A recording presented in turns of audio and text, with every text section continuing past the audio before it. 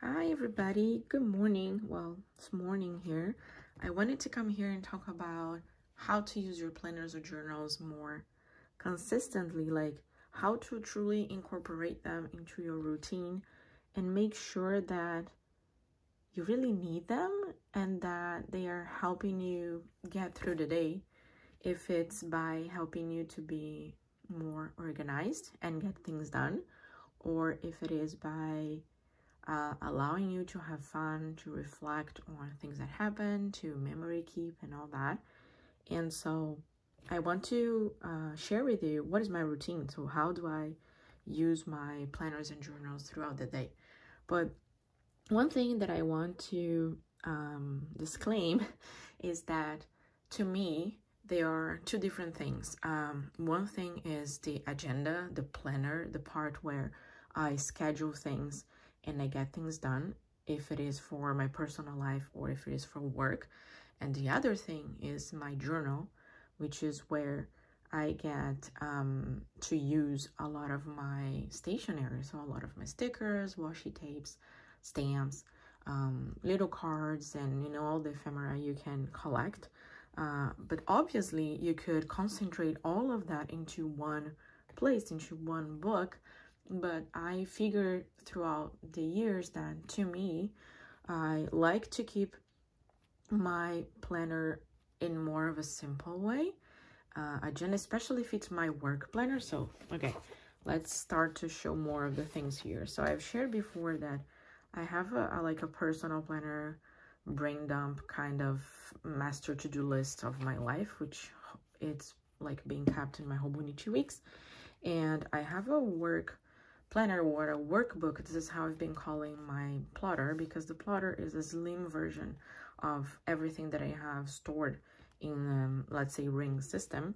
So this is work, this is personal. Things here tend to be a bit simpler when it comes to suppliers, just because a lot of the times for this planner, I am in a kitchen, in a sofa, and I don't have all the things around me. And also because this is a small book, I do want to keep the space in the paper to write things. But I do like to decorate that. I'm going to show a couple of things. But in this place, which is my work planner, workbook, agenda, however you want to call it, there's like no decorations, just because I take this to work with me and I don't want to be giving attention to how I'm going to decorate and make this pretty, although I love it to be pretty and organized, but I feel like it's simple, more like straight to the point. But in the past, I have used planners for work that were like heavily decorated in stickers, and I love that. But I decided for now that all the love of the stickers and washi tape are going to be concentrated on my journal. So that being said, I felt like it creates two different realms of stationery love for me to enjoy, which is the planners, the agendas, and the journal. But how my routine starts. So basically when I wake up, I come here to our office, and in fact, I started digitally. I just open my computer, and if there is anything, there's books for the day, like a meeting right out the bat in the morning, I would probably get a notification. But I look at my agenda thoroughly just to see, is there a meeting, something that needs to be done in the morning. But then first thing that I do is that I open my Hobonichi weeks. So I'm gonna say again the setup, in case this is the first video that you were landing in, or if you missed the other video where I explain where things are from. Sorry if you already watched this and you know, but I'm gonna recap. The new thing here is this Ollie clip from Filofax and Ollie Block. Really pretty one from the Indigo collection. I just put it here, and it helps to hold pages. So it's not only for the decoration part, but it's also functional. This cover is from Maria from Woodrow Planner, and this is the pebble leather. And I have here this charm from the Traveler's Company that has a little R in it. And I have it for, I don't know, a couple months now. And, my name is Cecilia, but my family name is with R. So I felt like this was just perfect. The pen that I'm using is the Sarasa Grand Body, but it has Uni Jetstream 0.5 in it. And then this is the Dandelion Hobonichi with this cover that has this floral pattern from Cat Espresso Co. Really cute one. And I have a couple things in here. I haven't yet transferred the dates for school things. Here I have my mood tracker. But what I do normally, I come here and I open up in a monthly view and I try to see, do you have any appointments, anything from school that I have to organize for my son. Normally I check on this the night before, but in the morning I do it again. It's automatic. I just open, I see things, I complete the tracker from the day before. So normally I just come and I complete whatever was done. But yeah, so I look at the monthly page and then let me show the last week. And then I look at the weekly page and I see, is there something special about today that I need to be aware of? Or is there any little task that I could be done, let's say before I go to work or on my way or something? So as I have explained a couple times, I put the dated events, appointments, or to-dos on the left side where we have the dates. And then this page on my right, it's like a running to-do list, brain dump type of thing. Just something that I want to do, and I don't know exactly when, but it will be nice to get it done during that week. And if it doesn't get done, I mark with a little arrow so that I will transfer to the other week. So this is how it's been using. So I look into that in my morning, and then I know more or less what's going on for the day. And then normally I put that guy to the side because this is the only thing that I want to check, which was to-dos for the day. And then I start to journal. So normally I am an early bird. I'm not a night owl. I sleep very early, and this was one of my goals last year and the beginning of this year was to come back to my routine. What makes me feel better is to sleep early and to get up really early. So I get up around 5:30, and my family is still sleeping, which is glorious. I have some silence, like journaling time. So then I grab my journal. My journal is a traveler's notebook in a standard size. I think in the last video I didn't have this cute bookmark from Midori. Just mark the page. So I come here to my journal and I go into the monthly first. And in the monthlies, I just write like something, the highlight of the day, something that I want to remember about the day. And normally I write about the day before. So I come here and I write something about the day before. So I go first to the monthly page, especially if I don't have a lot of time, I just come and I write in here. And then after, whenever I have the time, I move into the weekly. So the weekly pages are a bit more heavy in terms of decoration, as you can see. Well, the monthly is as well.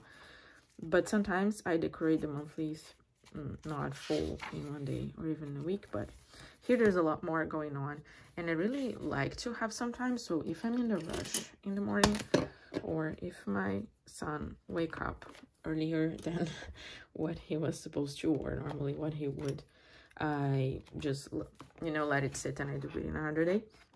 So I just come here and I write whatever happened the day before, and I have all my stash of stickers and washi tapes surrounding me. So here you guys can see I have some of my favorite washi tapes that I organized in a way that makes sense to me. I also have a lot of stickers here inside my bell bag, and this bag just stays around. I use a lot of the Himekuri sticky calendar. So this is the moment in the morning that I would just sit and write about the day before. If I didn't get to do it like every day in that week, I would just concentrate and do a bunch in one day, like today, Saturday morning. And this week I did have a couple of things to do in the morning, and instead I had like a couple of days to journal, which is fine. I normally don't accumulate more than 3 days in a row, but in a busy week it could happen, and that's fine. And that's why I feel like the monthlies would help if you had just a bit of time to write in here, or if you didn't even have time for that, you know, like let's say I decided to sleep a little bit more, or I woke up and I don't know, got caught in YouTube videos and I didn't get to move to the office before it was time to, you know, have breakfast and get going the day. I have things written in my Hobonichi week, so I would remember from here what was done, likely. And so yeah, so this is what I've been doing for the past months. It didn't really start this year. I started doing that last year when I went back to waking up earlier, because I really appreciate and I really love to have this kind of a slow start of the day by myself with my thoughts. Yeah, so this works really well. And then it's time to go. So then probably the boys are waking up, we go have breakfast, and then we get going with our days. And then if on that day I'm working from home, normally I put all this fun stuff to the side. Well, sometimes my Hobony tweaks do stay close to me, but the planners just go away. The journals, I mean. And then it's time for my work planner, my workbook. So I get my plotter, I open it up, I see here I only have work stuff going on. So I look what I have in here, and then I keep going with my day, and that's it. And I mark down. I also have like a daily page if I need a more detailed to-do list of the day, or if I need to know exactly what are happening when. Yeah, so then this is what I hold on to, let's say, from during my working hours. And when the day is done, I just close, and that's it, and this is gone. And then I come back to that when I finish work, and I just keep looking, is there something that could be done now that I'm done with work and I'm back home, or if I'm still home, you know, before dinner, whatever. So I go back to this, and normally this guy just follows me around the house. So if I'm on a couch, this is next by.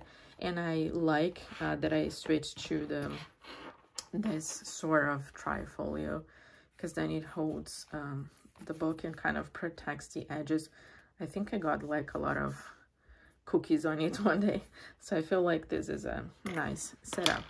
And then yeah, so this is how the routine goes. The other day we just repeat everything again. So this has been working fine. What I want to implement that excuse me that is not working so well is oh my god, I'm sorry is some of the journals. So I have this 5-year journal that I got from Lettsodlondon, Halifax.